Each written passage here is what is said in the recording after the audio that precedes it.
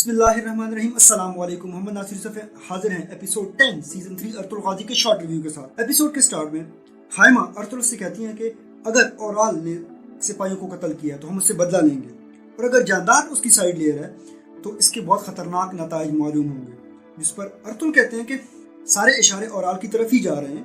اتنے میں حلیمہ کہتی ہیں کہ اگر ہم نے ان کے ساتھ کاروبار کرنا ہے تو قالینوں کی ذمہ داری مجھے اور خائمہ خانم کو دیں، جس پر ارطغرل کہتے ہیں کہ نہیں، یہ ذمہ داری آپ کی ہوگی اور یہ میں وہاں پہ شرط رکھوں گا۔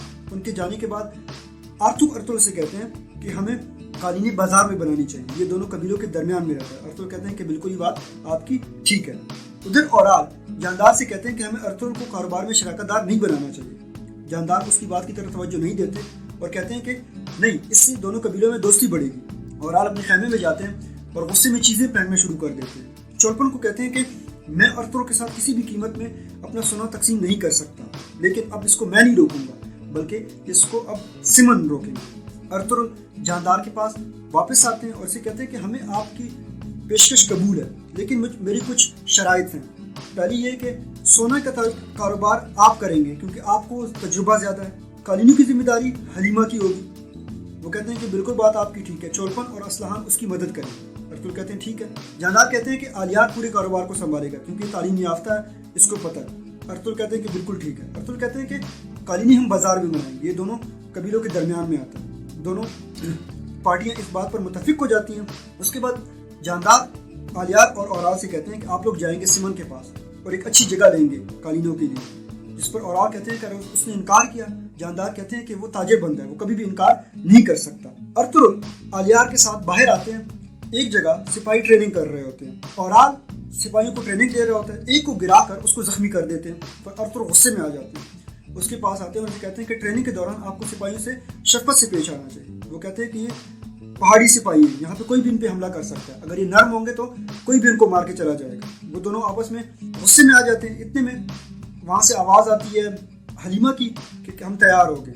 ارطغرل وہاں سے چل نکلتے ہیں۔ سمن اپنے لوگوں سے کہتے ہیں کہ کتاب میں بہت اچھی اچھی معلومات ہیں، اس میں یہ استاد پیٹروشین نے لکھی ہے، اس میں دو چیزیں جس کے بارے میں ابھی ہمیں پتہ لگانا ہے کہ ارطغرل واقعی میں سلطان کا وفادار ہے یا نہیں، دوسرا ارطغرل سلطان کا جاسوس ہے یا نہیں، اور تیسرا آج سے تم ہمارے سپاہی ہو، تمہارا پہلا مشن ارطغرل کو قابو کرنا ہے۔ اورال اور آلیار جاندار کے کہنے پر سمن کے پاس جانے والے ہوتے ہیں، اپنے گھوڑوں کے پاس پہنچتے ہیں۔ اتنے میں باتوہان وہاں پہ آتے ہیں۔ باتوہان کہتے ہیں کہ جس سپاہی کو آپ نے زخمی کیا تھا وہ درد سے چیخ رہا۔ آلیار کہتے ہیں کہ میں اس کو دیکھ کے آتا ہوں۔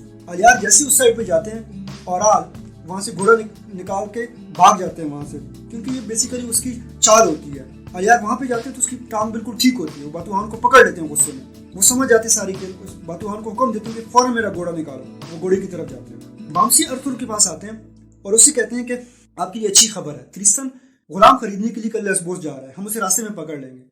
ارطغرل کہتے ہیں کہ وہ اس کو چارے کے طور پر بھی استعمال کر سکتے ہیں تاکہ سلطان کو جاسوس کو پکڑ سکے۔ تو بامسی کہتے ہیں کہ پھر ہمیں کیا کرنا چاہیے؟ تو ارطغرل کہتے ہیں کہ میں نہیں جاؤں گا بلکہ ایک اور بندہ آپ کے ساتھ جائے گا، آپ ہنلی بازار جاؤ، وہ آپ کو خود ہی پہچان لے گا۔ وہ ہنلی بازار جاتے ہیں تو وہاں پہ سیب کھا رہے ہوتے ہیں۔ ایک برقع پوش آدمی ایک بچے کو کہتا ہے کہ اس سے سیب چھین کے بھاگ جاؤ۔ وہ بچہ آتا ہے تو اسے سیب چھین کے بھاگ جاتا ہے۔ بمسی اس کے پیچھے بھاگتے ہیں تو برقع پوش آدمی اس کے آگے پاؤں رکھتا ہے، جس سے بمسی گر جاتے ہیں۔ بمسی غصے میں اٹھتے ہیں اور اس کو پکڑ لیتے ہیں۔ تو وہ برقع پوش آدمی اسے کہتا ہے کہ تم ایک سیب کے پیچھے بچے کو مارو گے؟ وہ آواز پہچان لیتا ہے، وہ داوان ہوتے ہیں جو کہ بیس بدل کے آئے ہوتے ہیں۔ دونوں آپس میں خوشی میں ملتے ہیں۔ اس کے بعد داوان اسے کہتے ہیں کہ تم سمجھ گئے ہو کہ کس کام کے لیے ہم آئے اور اب ہم بعد میں ملیں گے۔ اس کے بعد داوان جان بوجھ کر کے فلپ سے ٹکراتے ہیں اور اس سے بیکاری بن کے سکے مانگتے ہیں، جس پر وہ سکے دیتے ہیں لیکن اس کو دھکا دے کے گرا دیتے ہیں اور پاؤں سے اس کو لات بھی مارتے ہیں، جس پر داوان اسے کہتے ہیں کہ ایک نہ ایک دن میں آپ سے اس چیز کا بدلہ لوں گا۔ ترگت کی حالت تھوڑی بہتر ہو چکی ہوتی ہے، وہ کھڑکی سے باہر کچھ دیکھ رہا ہوتا ہے۔ ماریا وہاں پہ آتی ہے۔ ماریا کہتی ہے کہ جب میں بھی دکھی ہوتی ہوں تو میں بھی یہاں سے باہر دیکھتی ہوں۔ اس کے بعد وہ اس کو شربت دیتی ہے۔ شربت پینے کے بعد ترگت اسے کہتے ہیں کہ وہ نہیں ہے جس کا مجھے ابھی تک انتظار ہے، جس کے لیے میں نے سب کچھ قربان کیا۔ اتنے میں وہاں پہ بامسی داخل ہوتے ہیں۔ بامسی اسے سلام کرتے ہیں تو ترگت غصے سے جواب دیتا ہے اور اسے کہتے ہیں کہ اگر تم اپنے قبیلے کے بارے میں بات کرنے آئے تو تم یہاں سے واپس چلے جاؤ۔ بامسی حیران ہو جاتے ہیں، اسے کہتے ہیں کہ بھائی آپ کو ہو کیا گیا؟ ترگت کہتا ہے کہ میں اپنے پورے ہوش و حواس میں ہوں۔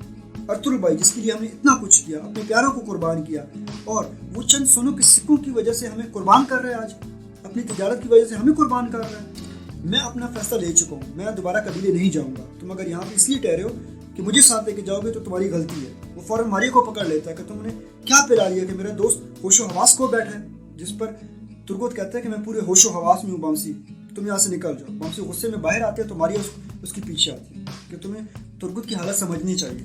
बमसी गुस्से में होते हैं और कहते हैं कि मैं उसकी ज़बान काट दूंगा। उधर से सिमन आते हैं, सिमन कहते हैं कि हर चीज़ गुस्से से ठीक नहीं होती, कुछ चीज़ें प्यार से समझानी पड़ती हैं। बमसी कहते हैं कि मैं तुर्गुत की ज़बान काट के आपको दे दूंगा, और गुस्से में वहाँ से चला जाता है। मारिया सिमन से कहती हैं कि तुर्गुत अपनी वफादारी खो चुका है। सिमन कहते हैं कि नहीं, वो पहले भी 1-2 मरतबा पकड़ा जा चुका है और वो फिर दोबारा अपने कबीले में वापस गया, उस पर भरोसा नहीं करना चाहिए और तुम उसके प्यार में गिरफ्तार ना हो जाना। मारिया कहती है कि वो मेरे लिए शिकारी से बढ़कर एक कुछ भी नहीं है। सिमन कहते हैं कि अगर उसने हमारे साथ कोई गद्दारी की तो हम उसका सर कलम कर देंगे, और इसी पर किसका इख्तिताम हो जाता है। वस्सलाम।